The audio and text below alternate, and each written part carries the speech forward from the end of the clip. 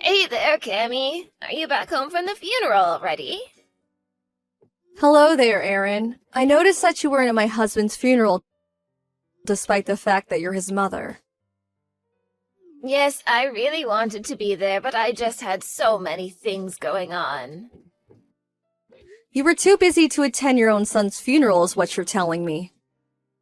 Didn't you want to have your last goodbye with him before he was cremated?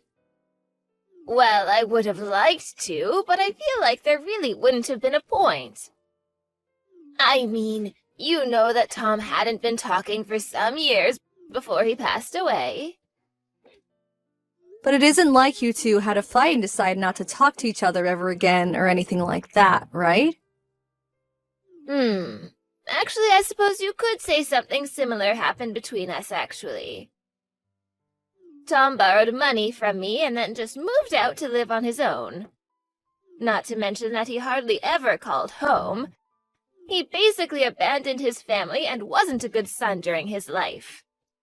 So I didn't really see why I should interrupt my busy schedule just to attend the funeral for a person like that. Well then, why are you even messaging me like this in the first place? Well, now I'm not so busy, so I think I have the time to head over and see where you're keeping him. Oh, I see. Well, if you wanted to come and pay your respects, I think that'd be really nice, actually. In fact, I think he would really like it if you did. Oh, yes, that's right. I'll be coming over to pay my respects. In fact, I'm going to be paying my respects to him every single day. You're going to visit him every day? Sorry, I'm a little confused. Are we talking about the same things right now? Well, I mean that as of tomorrow, I am going to be living in your house. So get a room ready for me, thanks. Sorry, I still don't understand. You want to live with me? Did you mean to say that you were going to be living near me or something? I don't get what you mean by that. I meant exactly what I said. I'm going to be moving into your house, and you and I are going to be living there together. So you're really going to move here? But who are all you bringing with you? Oh, not many people, just me, my husband, and our daughter. That is to say, your sister-in-law. Hold on just a second. Why are you doing all this? I don't understand. Well, the house that you're living in right now belonged to Tom, didn't it? So, as his closest blood relatives, we should have a right to live in that house too. There are plenty of mixed-generation houses who a couple takes in one set of parents to live with. I heard of that happening, but you have a house. Why do you need to move into mine? I mean, why would you put yourself through all this just to share a living space with me? Well, we actually don't have another house since we sold our old place. You're not serious, are you? You sold your family home? You do know that it was my grandfather who built that house, don't you? And that explains why it's rotting and falling apart now. It's not fit for a family to live in. There's leaking when it rains, and the foundations of the house are starting to rot, which is making the house start to slant. Normally, a house like that would never even sell on the market, but we had a family friend willing to buy it for a discounted price. The timing couldn't have been better, though. So then you really sold your house when you could have just hired someone to repair it. Repair it? In the state it was in, it would have been cheaper to just buy a new house. We had repair costs for everything wrong with our house quoted at around $200,000. So we just thought that it would be easier to sell it and move into a new place. That is to say, your place. That way it wouldn't cost us anything. I suppose you have a point there. But even so, this is all happening a bit too suddenly for me. Well, I am so sorry about that. We just decided to move in with you the other day, you see. I understand that, but you didn't talk to me about this once before now. Well, that's because we decided as a family. So anyways, we're going to be arriving tomorrow in the evening, okay? So the least you could do is clean up around the house a little and try to make it look presentable. Can we just slow down for 1 second? I mean, there's a way to change your mind about this at all. That's right. We've made our decision and we don't intend on changing it. Besides, you are just Tom's wife. You don't have an actual right to tell us what we can and can't do now that he's gone. But I'm going to be away at work around the time that you're going to be coming over. I work in the evening. Well, then just leave a spare key for the house in the mailbox or something, jeez. We've already packed up our things and have been stacking boxes getting ready to load into moving vans. See you soon, Cammy. Erin, my house is a complete disaster. What did you do to it? Oh, what do you mean? We're in the unpacking stage right now. Of course things are going to be a little messy. This isn't what I'm talking about. Please do not just move my furniture and rearrange my rooms without asking me first, okay? And why were my clothes thrown all over the hallway? What is the meaning of that? We didn't have any other choice. We needed to make room for the rest of our stuff and your things were in the way. It's that simple. If they were in the way, then the least you could have done would be to gently move them out of the way and then put them back once you're done. You even moved Tom's urn from over the fireplace. Do you really not see anything wrong with this at all? Oh, please, I just moved it off the ledge where I could have fallen. I'm sure my son's spirit will forgive me for doing so. And where are the three of you right now? Did you all step out even though the house is a total disaster now? Well, we were getting tired of all the moving and rearranging, so we went out to eat. We looked up a really good Chinese spot here in town. I think we might be regular here. It's so tasty. I am so happy you're already setting in well into the neighborhood. So, anyways, while we're all out eating, would you mind tidying up just a little? I mean, the least you could do is make sure that we have a space to sleep tonight when we get back. Excuse me? You want me to clean up this mess by myself? Well, yes. I mean, you're my daughter-in-law, that's your job. It's all thanks to the efforts of my late son that you're even able to live in a house like this. So the least you can do is take care of his family now that he's gone. But I just got home from work and I'm exhausted. Oh, you think you're exhausted? We've been moving things all day. If you're looking for pity from us, you've come to the wrong people. Honestly, you really have no idea just how spoiled you are. All you ever do is complain about every little thing. Can you all please finish your meals and come back? I would like some help moving the furniture back as well. You mean you can't even handle doing that on your own?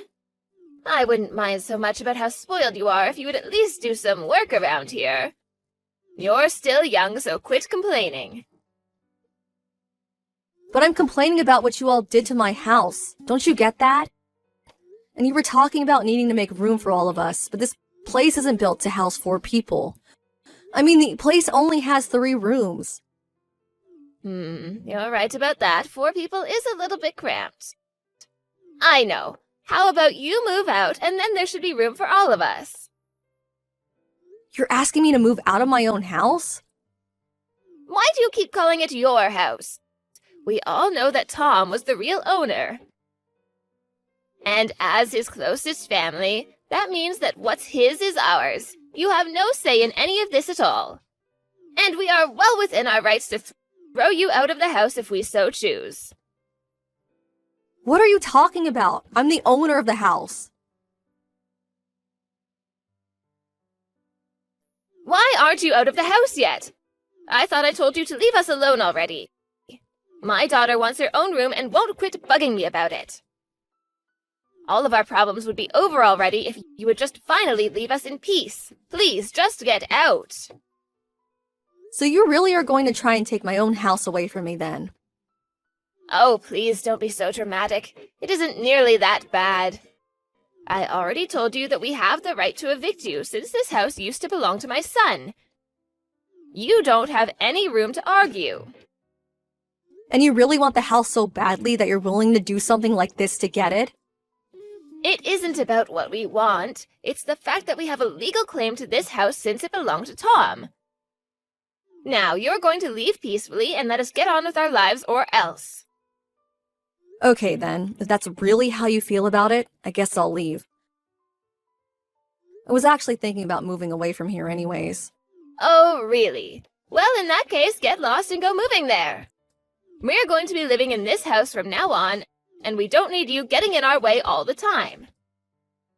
I already said that I was going to leave. I'll be out of your hair before the day is done. Although I should warn you that Tom didn't leave anything behind. There was no inheritance of his to claim. Oh, what are you talking about? Of course he had things. He had things like this house. No, I'm afraid that after all is said and done, when he died with nothing. I seriously have no idea what you're saying. This doesn't make sense. Then listen very closely, because I do not want to have to repeat myself. Tom died owning nothing. Do you get it? Wait a second, where's this coming from all of a sudden? What is this about, huh? Took my money, gambled it all away, and ended up in $200,000 of debt.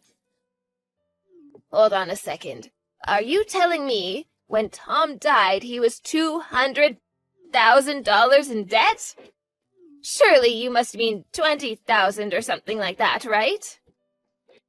I know what I typed, and as soon as he died, banks and debt collectors began reaching out to me looking for their money.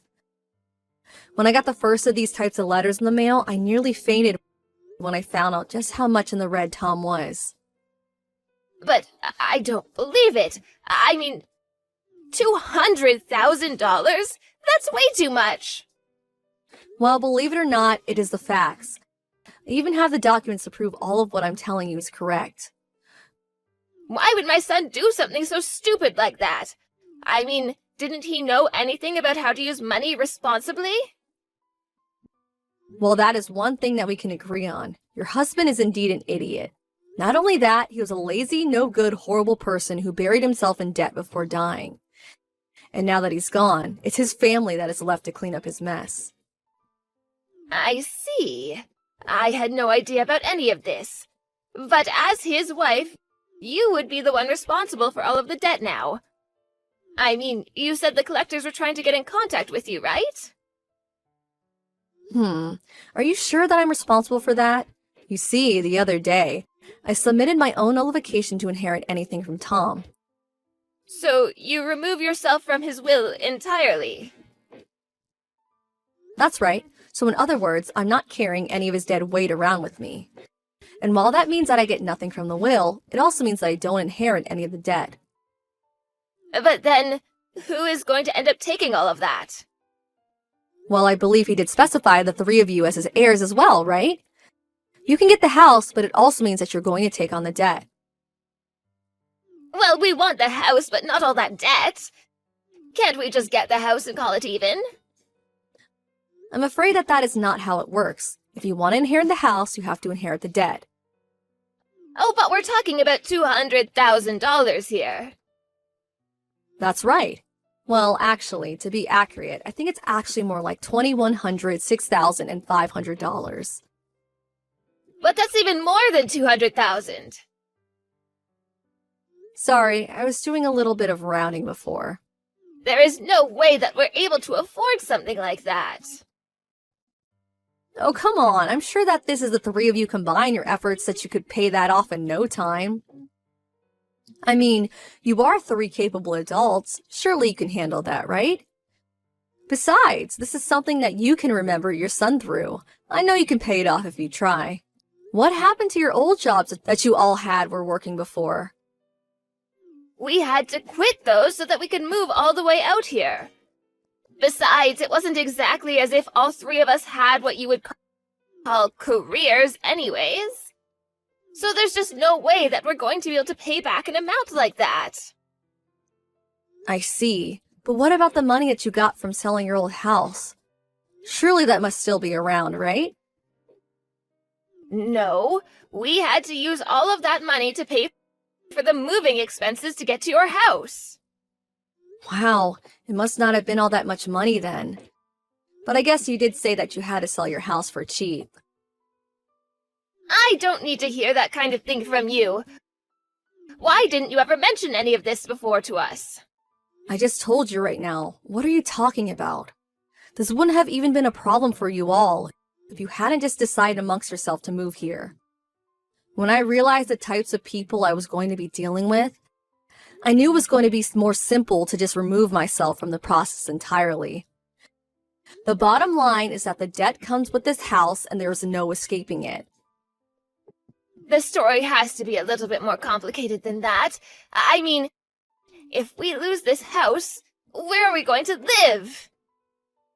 We don't even have enough money to put yourself in a hotel for very long, and another house is totally out of the question. Yeah. Well, you might want to take the camping things out of the garage and find a nice bridge to set up shop under. Although I think he hasn't touched the tent since it got torn up in a hailstorm. But a house is a house, right? How can you talk to us so casually about this? Aren't we all family here? Besides, it's the middle of winter. Yeah, I know. Feel free to take some of the winter clothes we have in the closet, too. You'll need them. Of course we're going to need them. We'll freeze to death without them. Hold on a second. Don't you have a car? Why not just bring a bunch of blankets in there and sleep that way? You mean that cramped little sports car? How are 3 fully grown adults supposed to be able to sleep in that? We'll all have to curl up in little balls. That sounds miserable. I see. Well, at least you have the car. Why not sell it and try to move back into your old house? Sure, it's falling apart and slanted, but it's better than nothing. We can't. The person that we sold it to said they were going to tear it down. There won't be anywhere for us to go back to. Even if we tried squatting there before the demolition team showed up, we could get in even more financial trouble if we get caught. Take on $200,000 in debt, or live with 2 other people in a tiny car? That's like one of those icebreaker questions asked at a party or something. This isn't a joke. It's our lives that we're talking about. Well, either way, you're going to have to make the choice. You're going to have to make a choice. I imagine that you're going to choose not to take on the debt, though. Either way, you have to choose quickly. How could our son do this to us? That stupid boy. What was he thinking? Aaron, that's the sanest thing you've said all day. Cammy, are you there? I have a little favor to ask of you. Is there any way that I could get you to help us out just a little? Well, it's been a while since I've last heard from you. How have things been going? Please, we desperately need money. We can't keep going on like this. Oh my. Well, where are you all right now, and what are you all doing? We're still living in the house. This damned house our stupid son left us. So then you chose to take on all that debt?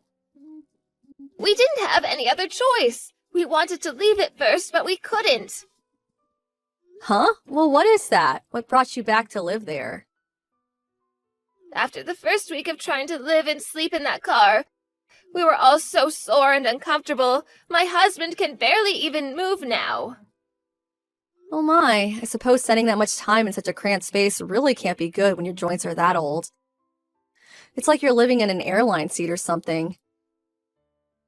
Well, anyways, that's why we had to go back to the house. We just couldn't stand to live like that anymore. And it sounds like the choice has been made for you. We even tried to camp outside a little, but it was so freezing cold we couldn't do it. It was either take on the debt or destroy our bodies. We thought about selling the house and putting it towards paying off the debt as well, but we would have to wait until the weather improved before we could even do that. Sounds to me like you all are trapped there for a while then. Oh, and there was one thing that I forgot to tell you about the house. I'm actually not sure if you'll be able to sell it, actually. What are you talking about? Why wouldn't we be able to sell the house? Well, you probably noticed the mountain face that is basically right being behind the house, right? We are just always suffering from landslides coming down the mountain from rainy season or construction. Basically, that house just doesn't have very stable foundations and is constantly at risk of a natural disaster. You mean that mountain that I'm looking at right outside my window could come down on us at any time?